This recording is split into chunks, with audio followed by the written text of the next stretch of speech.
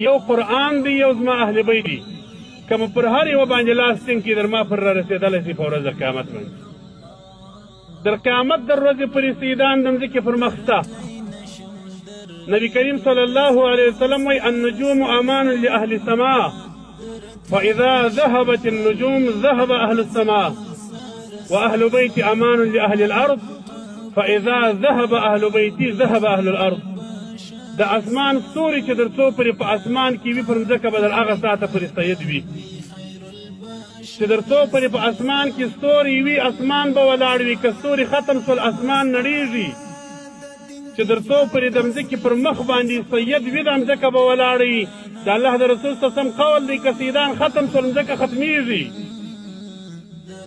دغه اهل بیت د نبي علیه السلام چې ته په هر لمانځه کې درود پر وایه پر تا باندې محبت فرض دی چې ته به محبت په زړه کې ساتې. نبی کریم صلی الله علیه وسلم مبارک وایي که د چا په زړه کې د سید سره محبت نه و دا سړي که مرګ ورته رالی دا پر کفر باندې مړ کېږي کافر دی. دا سړی مسلمان نه دی چې په زړه کې د سیدانو سره محبت نه لري. د الله پیغمبر صلی الله علیه وسلم قسم اخلي والذي نفسي بيده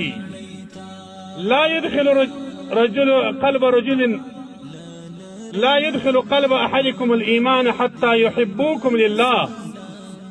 أو كما قال النبي صلى الله عليه وسلم. الله پیغمبر سمي قسم اخلي قسم نیو په هغه ذات وي چې زما روح په قبضه کړي در هغه ساعته پر یو سړی مسلمان نسي جوړېدلی ایمان یې زړه ته نه لویږي چې د سیدانو سره د الله په خاطر محبت ونه کړي. ولقرابة مني چې زما د قرابت په خاطر نبی علیه السلام وایي محبت ورسره ونه کړې د الله په ذات چې مې قسم یې که در هغه ساعته ایمان تېر کړې. د چیش په خاطر به محبت ورسره کوې د رسول الله صلی الله علیه وسلم په خاطر. زموږ د خلکو په ذهنو کې نن دغه ستنې د دې وهابیت و د پنجپریت و د اسلام و د دین د دښمنانو د خوارجو ورلوېدلي دي. د خلکو ذهنونه یې داسې ور جوړ کړي دي چې ورته د پلانکۍ سید دی قدر یې کوه وایي دا خو ژره وهلې ده دا خو صالح نه دی دا پر سنت طریقه برابر نه دی. ای د خدای ظالمه که دا سړی پر سنت طریقه برابر وي صالح انسان وي بیا خو ته د هغسې قدر کوې ته چې د رسول الله صلی الله علیه وسلم په خاطر قدر کوې د الله پیغمبر سمې زما په خاطر بې قدر کوې د رسول الله صلی الله علیه وسلم په خاطر قدر دغه دی چې ته به در دې خبرې تېرېږي چې دا د نبي کریم صلی الله علیه وسلم مبارک لمسی دی او ژره یې وهلې ده. دا د نبي علیه السلام لمسی دی سګرېټ څکي کم سړی دی چې د ګناه خلاص دی کم مسلمان دی چې د ګناه خلاص دی. یو واقعه علامه ذهبي رحمه الله راوړي مشهوره واقعه ده تاسو اورېدلې ده زه تفصیلي نه ذکر کوم. یو زنانه سیده ده د نبي کریم صلی الله علیه وسلم د اهل بیت څخه ده. دغه سیده زنانه و یو علاقې ته ولاړله و یو ملا ته ورغله ورته ویې ویله هغه ملا ته د علاقې وایي زه د رسول الله صلی الله علیه وسلم لمسی یمه د ظالمانو او جابرانو سره غورځېدلی یم تا ته مې پناه راوړې ده ته زما پر نیکه باندې کلمه وایې لا اله الا الله محمد رسول الله وایې ما ته زما د نیکه په خاطر باندې ځای راکړه اعتماد را سره دي چې زه دلته قرار ونیسم. کتاب راوړي وایي هغه ملا داسې بېباکه ملا سوی دي د نن زمانې د بعضو ملایانو غوندي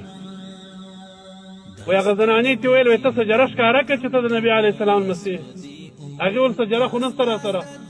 وایي چې نسته سره ځای نه در کوم. د شپې خوب ویني دغه ملا د قیامت ورځ ده سردار دو عالم صلی الله علیه وسلم ولاړ دی د حشرګاه میدان دی څوک دوزخ ته کشیږي څوک جنت ته کشیږي. دغه ملا ورځي نبي علیه السلام ته وایي د الله پیغمبره زما شفاعت وکړه جنت ته مې بوځه. نبي کریم صلی الله علیه وسلم مبارک ورته وایي سجره ښکاره کړه ته د چا امت یې او وایي د الله پیغمبره ستا امت یم سجره چیرې وه. رسول الله صلی الله علیه وسلم وایي د دنیا پر کور دې زما د لمسۍ څه سجره غوښتل ته د آخرت ابدي کور جنت غواړې بې سجرې یې غواړې. ای امتي زه تا ته وایم ای مسلمانه ای مسلمانو د ځان سره فکر وکړه د الله په خاطر درته وایم کم یو د ګناه پاک یاست که په ورځ د آخرت د رسول الله صلی الله علیه وسلم و حضور ته ورغلاست او د حشرګاه میدان او هغه سخته ورځ وي څوک جنت ته کشیږي څوک به دوزخ ته کشیږي د الله بلاکیب قهر به رانږدې سوي او ته به بیا رسول الله صلی الله علیه وسلم ته ورځې او ورته وایه به چې زما شفاعت وکړه که هلته د الله پیغمبر صلی الله علیه وسلم تا ته ووایي چې ته ګناهګار یې زه د ګناهګارو شفاعت نه کوم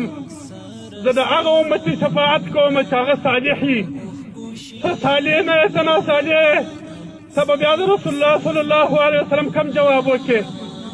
نن چې د الله د پیغمبر صلی الله علیه وسلم پر لمسې باندې ته دا عیب وایې چې دا زره وهلې ده دا فلانکۍ ګناه کړې ده زه تا ته وایم ای بېغوره امتي نبي کریم صلی الله علیه وسلم فرمایي زما شفاعت په ورځ د آخرت باندې د هغه امتي لپاره دی چې زیات ګناهګار وي د الله رسول صلی الله علیه وسلم پر تا دغسې رحم لري هغه ستا دغسې شفاعت کوي هغه وایي چې هر څونه په لوږ ګناه مبتلا یي زه دې خلاصوم ته د هغه د اهل بیتو بې عزتي کوې په دې خاطر چې ږیره یې وهلې ده ته د هغه د اهل بیتو بې عزتي کوې واده پر سنت نه برابر که په ورځ د آخرت نبي کریم صلی الله علیه وسلم مخ راته راواړي دا پرېږده چې یا مسلمان یا نه دا پرېږده چې یا به جنتي الله چې به جنت ته بیایي یا به نه که خالص زه پر دې امت باندې نبي علیه السلام دا مخ راواړي چې زما د لمسیانو سره مو څه وکړل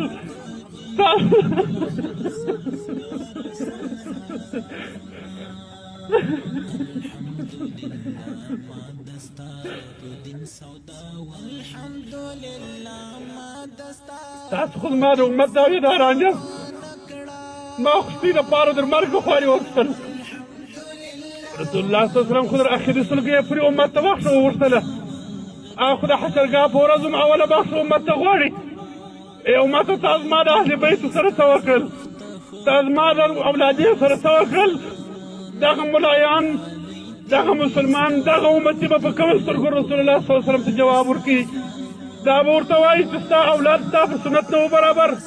نو که د الله پیغمبر صلی الله علیه وسلم درته وایي چې ته چې په ګناه لړلی یې ما سره روان یې ته هم زما امتي نه یې ځه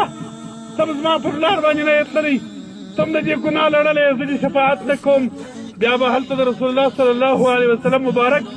جواب په چش باندې کوي ای امتي د الله په لحاظ باندې لږ سوچ وکړه اهل بیت ته دې ظلمه سره عادت دي پروا نه کړي تاسو د اهل بیت تاریخ د نبي علیه السلام وګورئ د حضرت علي کرم الله وجهه د زمانې صدر نن زمانې پورې په هر زمانه کې د بېغوره امت د نبي کریم صلی الله علیه وسلم د اهل بیت سره دغسې اعمال کړي دي تاسو وګورئ په ټولو صحابو کې د علي رضی الله عنه قبر نه دی معلوم د شیر خدا قبر نه دی معلوم